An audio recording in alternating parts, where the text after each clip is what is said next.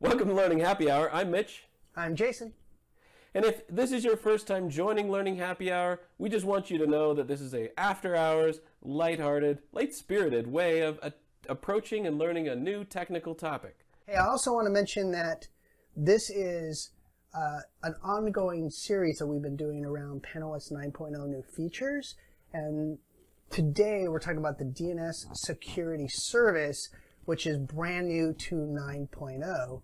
And so it's an important part of what's new in PanOS 9.0. How many times can I say 9.0 in one sentence, you think? 9 times? Do you think I could say it 9 times? If I keep saying 9. It's like the movie Sin Counters, you know, it'll just say PanOS 9.0, ding, increment, ding. Yes, every time we say 9.0, you have to take a drink. All right, and here's a good one. 9999999. Okay. It's that time again. It's Learning Happy Hour with Mitch and Jason. BYOB and bring your own brain. Cheers.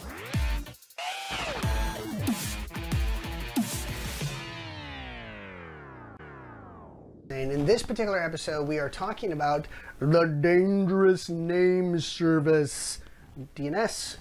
And we have already done a couple of these episodes on DNS, and this earpiece keeps popping out. It's driving me crazy.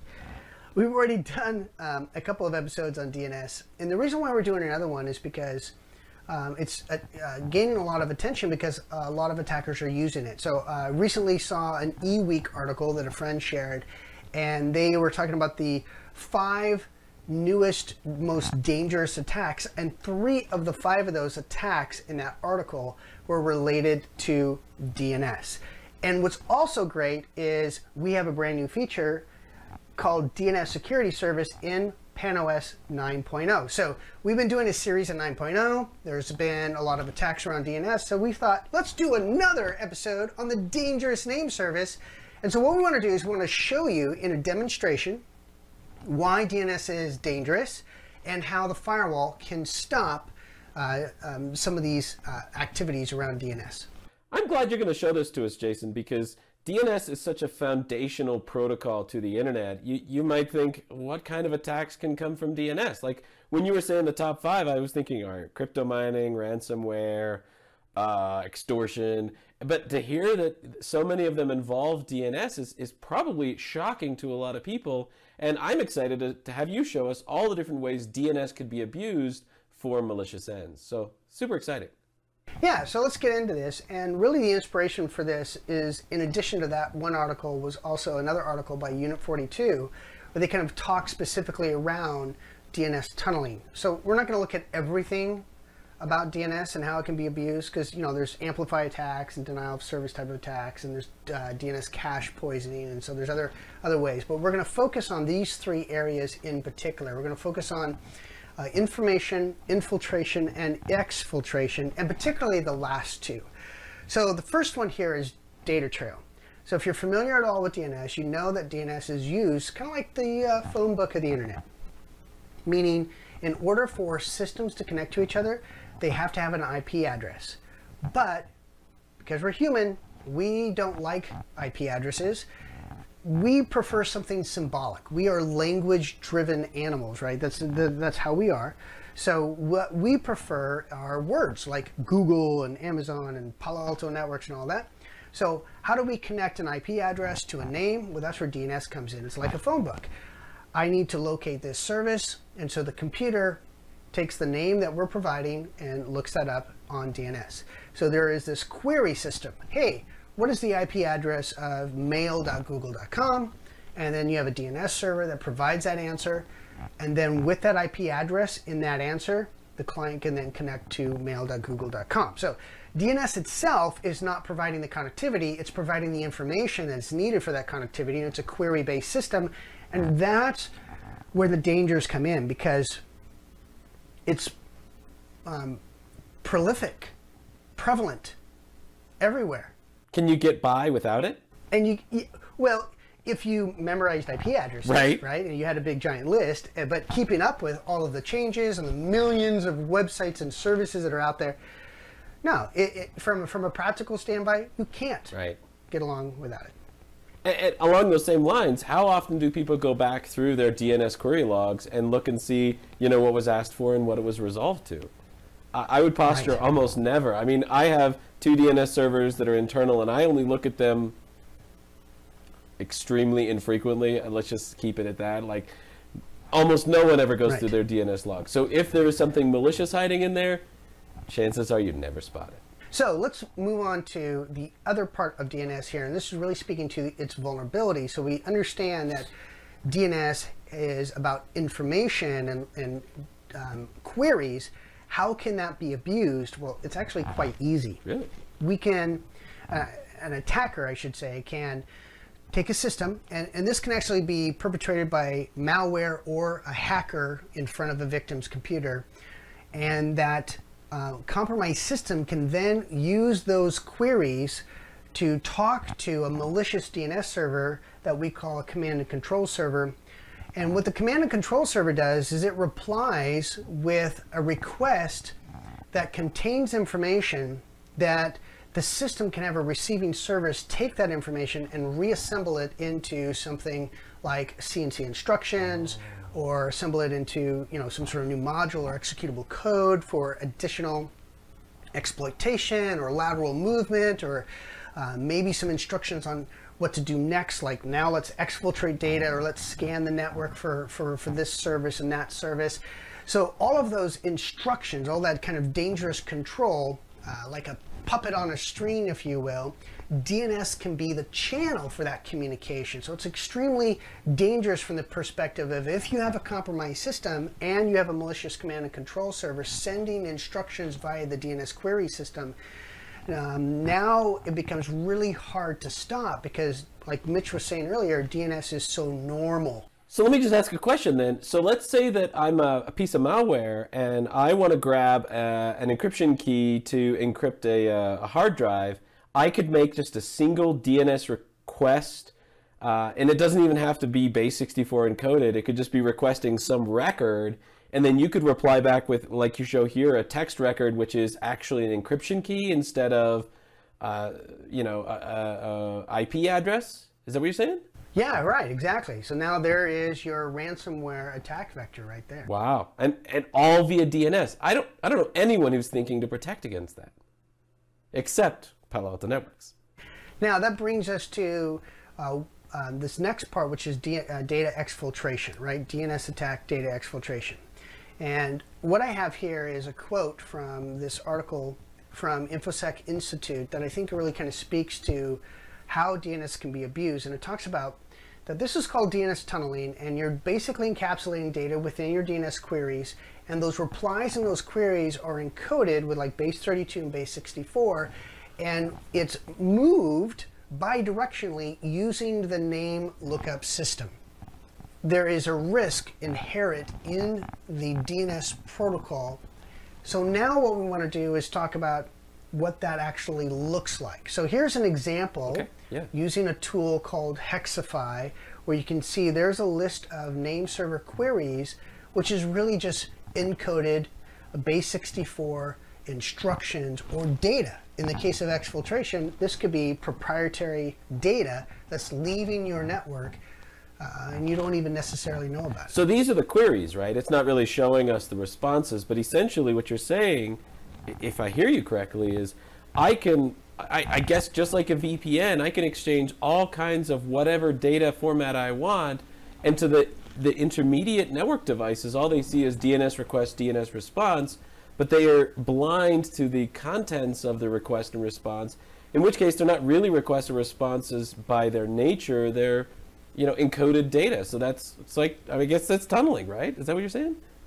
Yeah, in fact, there's commercial products out there that allow, commercial products that you can purchase that enable you to do internet browsing over DNS, the DNS protocol. It's pretty crazy. So what I want to do now is give folks an example of this, Mitch, and show them how this actually works and how easy it is.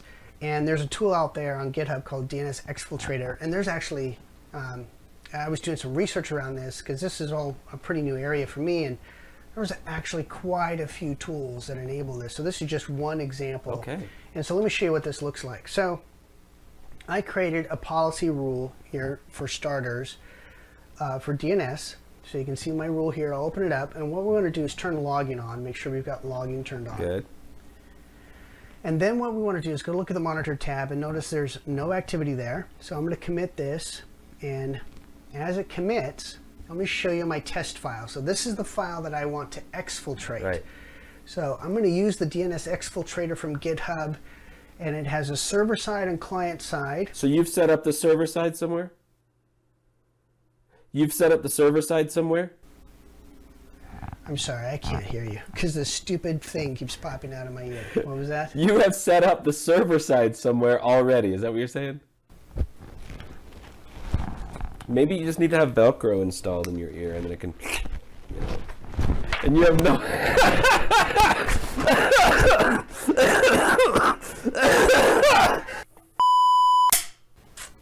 Let's try this demo again. All right, let's see. Show me your demo. So, here we go. The file that I'm going to exfiltrate. Okay. It's just a test file. Yep. And I'm going to use this tool here called DNS Exfiltrator. And this tool can be found on GitHub. And there's a server side and client side and a couple of different ways to run it. So, let me just show you the client side here for a moment. Okay. So, I'm going to jump into PowerShell. And you can see here, it's invoke DNS Exfiltrator. So this is actually a module that you install, and notice I have a domain name that I'm using that's c2c2c2xyz there with the password. So I run this command, and we're actually exporting the data. Oh, okay. So that was the file you just referenced. That's right. So you encrypt it with a zip file. This is what DNS Exfiltrator does. It encodes it with base64, and then it tries to send it as a DNS request. So this is actually going to fail because I haven't finished the server side. So you have to use a registered domain name. Oh. So I've configured an NS record to reference that server. The server itself is a Kali server. And so here's the Kali server. You can see that this is the server side. So it's a Python script, but I'm running it in Amazon. Oh. So I got it in Amazon. Now I'm going to execute it here. So it's listening on DNS. Now if I run the script a second time, it's successful. And we can actually go back to the Kali server, and you can see that it says that the file was saved successfully. So I just used DNS to exfiltrate data from my lab environment to a public DNS server running in AWS. That's how easy it is. Wow. So you own C2 cubed is basically the big thing I just took away from that. And that is super duper easy to set up and implement. I am shocked.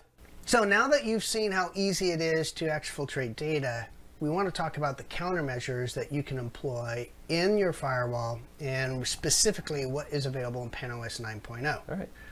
Now, this is meant to give kind of an overview of some of those features that are available. The DNS signatures with sinkhole action is something that Mitch and I talked about in a previous video. We had a special guest in that video. You might remember Bob Ross. I love Bob Ross. Jason Ross, too. So you might want to go back and watch that. Now, all of these features can actually be employed, and so I want to show you what these actually look like. So this is DNS tunneling with the DNS Exfil tool, but this time we're going to look at the countermeasures that relate to DNS signatures in the firewall. So as you can see here, there's actually in the log it recorded DNS Exfiltrator. So there you go. We have signatures built into the firewall, so we detected the actual DNS exfiltration using the tunnel that I just did. It didn't stop it though, so you'll notice that earlier it was successful, and the reason it didn't stop it is because I actually created an exception. Oh, yeah. So you allowed it? I did. So you'll look here under exceptions, the other one. Oh, there it is, yeah. And so I actually had that turned on. So I'm going to turn it off. Why would anyone create an exception? Well, for testing, like I'm doing here. But if you notice that there's where it says DNS Exfiltrator right there. Yeah. That's the tool that I use. And so it has a thread ID assigned to it. So I took off the exception. I'm going to commit this. And then we're going to do the test again you want to do the test again, you'll see, so up arrow, hit enter, and this time it's going to fail, and this is not because the server's not running, server's running, but the reason why it's failing is because if we go back to the monitor tab, that signature actually stopped. Nice. So with many of these tools, the firewall actually has the ability to detect the use of those tools with the help of DNS signatures and stop those. And if you open it up the details of that threat entry, you'll see that it's listed as app threat. That's a particular version that it was downloaded with, you know, the content update, and then there's the threat ID. And you can, you know, look at the details in the threat vault if you want to. And that severity is critical. So if you just cloned the vulnerability protection profile, the strict one, or the anti-spyware profile, the strict one, then you should be protected against those things right now, right? Right. You can actually go to Threat Vault, and this is a website that we have, and so you can put in some of these signature numbers, like this one here, 40,003, and this is a DNS spoofing brute force type of attempt. And then there's another one here, 34061, and these are just some examples. This was an abnormal DNS request. But if you just do what you said and type in DNS in Threat Vault, there's a ton. You can see that there is a lot of signatures in the firewall. There's vulnerability signatures, DNS signatures, antivirus signatures, there's wildfire signatures, and these are all intended to help the firewall identify traffic that is abusing the DNS protocol one way or the other. So here's an example of additional tunneling tools like I was referring to that have signatures behind them. And there's a long list of these, and this is actually not the total list, but you get a good idea that many of these tools can be stopped by the firewall, as well as some of the commercial VPN tools that are out there. That second one cracks me up. Ozyman DNS, right? Ozymandias, but it's Ozyman DNS. Hilarious. These hackers are hilarious. Is hilarious. Yeah. That's a great poem. I've only ever heard the names. DNS. I actually in college I memorized that poem. Ozymandias. Ozymandias, here I cry, or something. Yeah, I think it's a Shelley poem. You should do that with an Irish accent. That was I don't remember any of it, apparently, obviously. But that's pretty clever. Here's another one, right? Here's 3 common commercial VPN tools that we have signatures for. Wow. We even have an app ID for Iodine and for those tools that are using TCP over DNS. So notice that this signature here is an application signature. And so DNS to TCP or Iodine or Ozymandias, right? So if somebody tries to use one of those tools, this is how it will be seen as an application as TCP over DNS, so you can control it that way as well. Huh. So, you know what's... I'm really glad you're pointing this out right now, because in the past, when I was new to Palo Alto Networks, I would just go into the application database and do a search for DNS. And anything that said it was DNS, I was like, oh, I have to allow this, like the WinDS DNS and here TCP over DNS. I had that allowed for the longest time, thinking it was DNS over TCP, which is a completely different thing. This is saying we've detected binary data in the request portion of a DNS request. So this is TCP encapsulated within DNS. So this is bad. Normal DNS, the other DNS app ID, also accommodates for DNS over TCP. So don't confuse the two, because I was confused very early on, and I would guarantee some of our viewers also have this allowed when they don't want it to be. What if we don't have a signature for a malicious domain? So something caused by a domain generation algorithm or something like that? Right. A new domain that's been set up, something created by a DGA. So what do we do about that? Well, we have in 9.0 the DNS Security Service.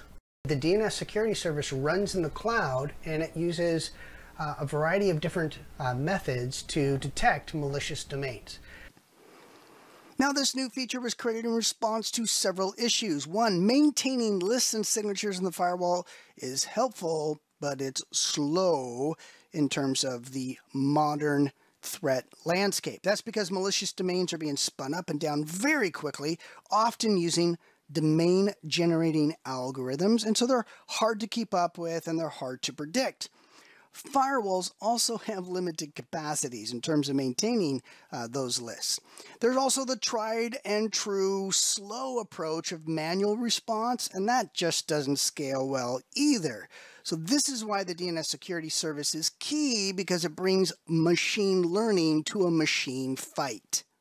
Yes, because with a domain generation algorithm, there's always a format, right? Algorithms are very predictive and prescriptive, and they might have a lot of input data that sends them off down different paths and branches of decision-making trees and whatnot. But there's always a structure to it. So one domain that gets generated is going to have a familial resemblance to the next domain that gets generated. And so we can spot that almost like a genetic profile or genetic tree map. We can spot when, you know, this one's generated and what potential future ones are going to be generated like, or at least when they do get generated, go, ah, this plus that, same family, probably malicious. And then we can validate that with a dynamic analysis from Wildfire, however we need to, and then we'll flag that as malicious. Exactly, Mitch. Now this is where the power of the cloud comes in. The cloud enables powerful, scalable computational power and algorithmic processes they call machine learning. The firewall is the enforcer while the cloud does the detection. And this is immensely powerful when combined with other automation techniques in the firewall like dynamic address groups and sinkholing.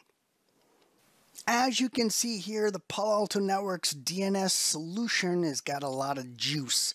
The firewalls are enforcer, while the cloud and the DNS Security Service and these many other intelligent sources, they all provide the detection capability for the firewall.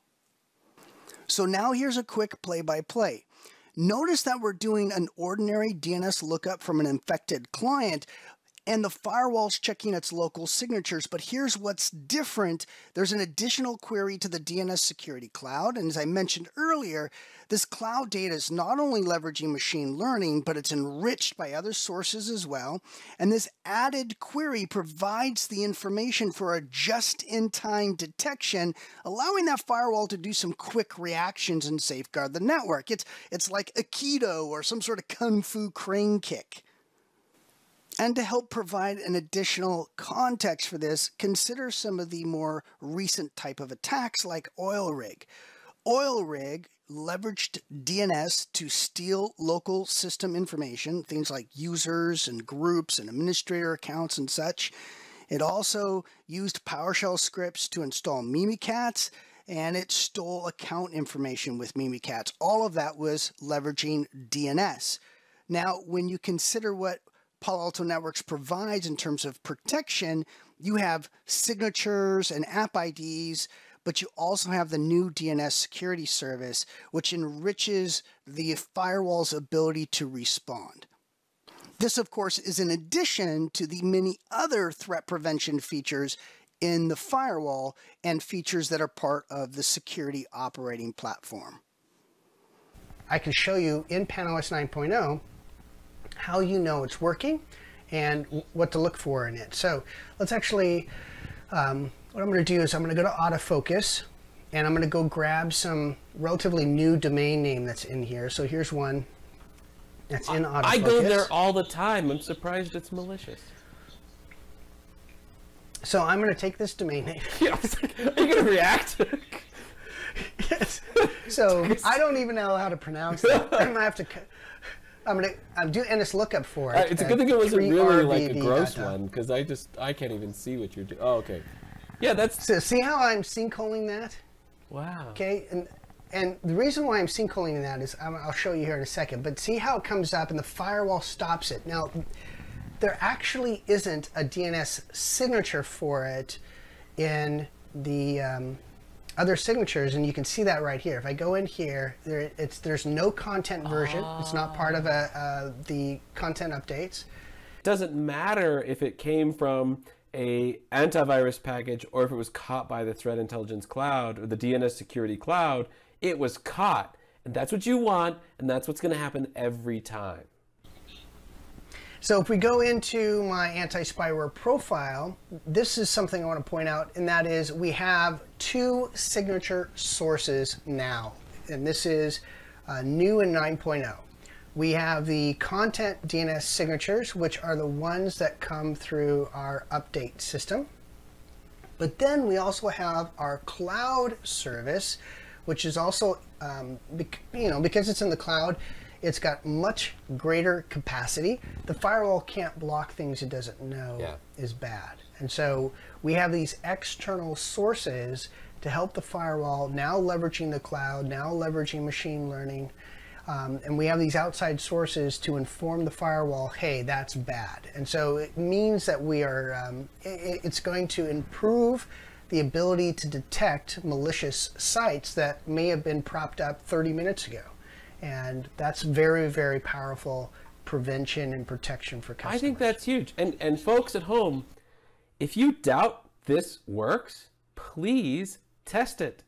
Give it your best offensive security approach. And if you get through, let us know. Let's continue with this demonstration. I want to show you something else here. Dude, you've done awesome here. This is amazing. So you can actually tune the DNS Security Service on the device tab. This is where you can actually control your response time. So you want to make sure that, and this is important to note, that the DNS Security Service is a feature that's designed for gateway firewalls. It's not really intended for internal lookups. You don't want to be out, talking to cloud for internal domains, lookups. Okay. This is for your internet gateway firewall. And so you can tune your latency value here under the real-time signature lookup on the device tab. Now, so I have a quick question about that setting, Jason. So does this mean after 300 milliseconds, the firewall will forward the request out to the next hop, DNS forwarder, or what happens after 300 milliseconds? Yeah, if you don't get a verdict from the DNS Security Service, because of latency issues, the firewall is just going to allow that traffic. So what happens is the traffic comes into the firewall reaches out to the cloud, where the cloud can come back with a reply and tell the firewall if that traffic should be allowed or not, if it's a threat or not. To clarify, go back and look here at the diagram again. Notice that the initial request is always let through. We interrogate the cloud service, which provides the verdict, but the firewall is acting on the response. And once it gets a verdict, it stores it in cache. The default here is actually 100 milliseconds, and there's not going to be very many reasons to change this unless you are on a satellite link or have some other high latency connection in the mix. If that latency to the cloud is too long and this value is too short, right? Yeah. Then of course it's going to fail open. So that's why you want to tune this. Network conditions can vary with organization. So one of the things you can do is bring up global counters. So let me show you what that looks like here. And there's a command called show DNS proxy DNS signature counters. And when you run that, you can actually see a long list of different counters that relate to DNS communications, including communication to the DNS Security Service, and there is some latency values in there. So you can use that to help you kind of determine what should be the configuration that you put for the latency for this particular feature. That's super helpful. And I hope, as a result of this conversation that Mitch and I are having, that you are thinking about your own network and you're thinking about DNS, because a lot of administrators and customers that we have worked with, DNS is a necessary utility in the organization and not really a focus of security. There's focuses around viruses and focuses around file blocking and wildfire detection, but the whole aspect, many of those attacks that you're looking at are all have a connection to DNS. That's a good point. A lot of the operators in different data centers are given different tasks, right? So your operations folks, the people who administer IPAM and DHCP scopes, are often the folks in charge of DNS records, whether that's internal or external. And you need to loop those folks into your cyber prevention strategy and make sure that they're thinking the way you're thinking about defense and integrity of those records. So it's a good point you bring up there.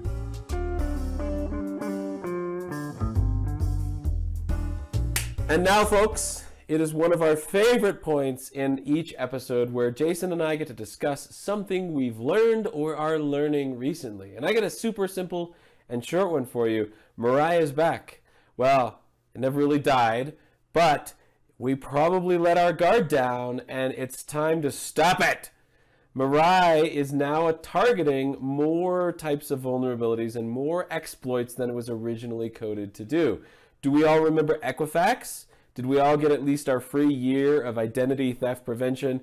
Which, did it work or not? I don't know. But the point is, now Mirai is targeting the same Apache Struts vulnerabilities that were used to exploit Equifax back in the day. So when you've got the sheer massive computing power of the Mirai botnet targeting the extremely pervasive weaknesses in Apache Struts, chances are more Equifax-y are coming our way. So point is, don't let your guard down, folks. IoT is not just for the weaknesses, it's also the targets of the attacks, or sorry, the sources of the attacks. So protect yourselves from and protect yourselves to IoT. Mirai is alive and well, and get yourselves a good Palo Alto Networks firewall to keep yourselves safe. Great. Sorry. So what we learned is a little odd in that they always are. I was listening to a Navy SEAL who has a podcast. His name is Jocko. Nice. And in his podcast, he was talking about the Tet Offensive in a battle in Hue City. And it was a very bloody encounter and engagement, and there's a lot of kind of historical aspects. But as a result, the military wrote kind of a lessons learned document, and he was going over the lessons learned document as a result of this very bloody engagement. And one of the things that came out of it, and this will make sense in a moment why I'm sharing this, is one of the things that came out of it is the highest number of casualties came in the first 2 days of the engagement. And the reason why there were at least on the Marine side, and the reason why there were so many casualties is because there was a learning curve. And one of the lessons learned is prior training that can simulate an actual conflict is essential to minimize casualties. And that got me thinking, Mitch, because you and I recently were at the PRCCDC, one of the college, the cyber defense competitions that colleges and universities put on. Yeah. And one of the things that I think is so great about those competitions is they're intended to do a very similar kind of thing, in that they are a business IT simulator, which are encouraging young students to go through a stressful circumstance, but it's all simulated with the hope of kind of conveying the importance of some of the things that you were just talking about with the Mirai infection, right? So I think it just shows how important training is, and not just any kind of training, but any kind of training that you can do that gives you kind of a practical, immersive kind of experience that's going to improve your ability to respond and react, whatever the situation might be. And so just kind of taking and stealing from this military historic example and applying it to cybersecurity, I know that these two things are different from each other in a lot of ways, but the correlation I'm making is how important training is in life. And if there's anything that you want to learn and be good at, and especially if stress is involved, then simulation helps. I thank you. I completely agree. Coming from a military background myself, I believe it was General MacArthur who said, we train like we fight, right? We need to make sure that we're constantly building muscle memory for real world scenarios. So when you guys do phishing tests against your users, make sure it's not an obvious phishing email. Make it look as legitimate as possible, because you want to elevate the security baseline of your users towards, I don't want to say crisis level, but to real world levels. If it looks obvious, they're obviously going to pass it. And yeah, your scores might look great on the test, but you might fail or lose the battle. So the point is, and I appreciate you again, Jason, for saying this, train like you fight. stage penetration tests internally. Maybe you involve external actors, but the point is you need to throw everything you possibly can at your cyber defenders, and you need to use your best tools for cyber defense to make sure that they are truly up to snuff for a real world attack. And if you're not training like you're going to fight, you're kidding yourselves, and it's just it's a paperwork exercise otherwise. Now, with that said, we want to say thank you for watching this episode of Learning Happy Hour. We hope you learned a lot about what the DNS Security Service is and what is in 9.0 as an additional prevention feature. So again, focus and look into DNS security. Let me do this again in this. You're having the best. You know what? Don't worry about it. I'm going to buy you on Amazon better headphones, and I'm going to ship them to you. And no, it's not necessary. It's already been done. Okay. All right, let me do it. How's that? Yeah, and check out the other videos in our playlist. There's a lot of great content that Jason and I are trying to put out at a frequent basis. We try to keep it timely and relevant and interesting. There's also a feedback form, and on a show description, please click on and utilize that. Let us know things that we can be doing that are more interesting to you. Let us know things we've done that you really appreciate. And just keep the dialogue, the communication channels open, and we'll make this a show for you as beneficial for you as possibly can be. So thanks so much for watching. Check out our other episodes, and we'll see you again next time. Cheers!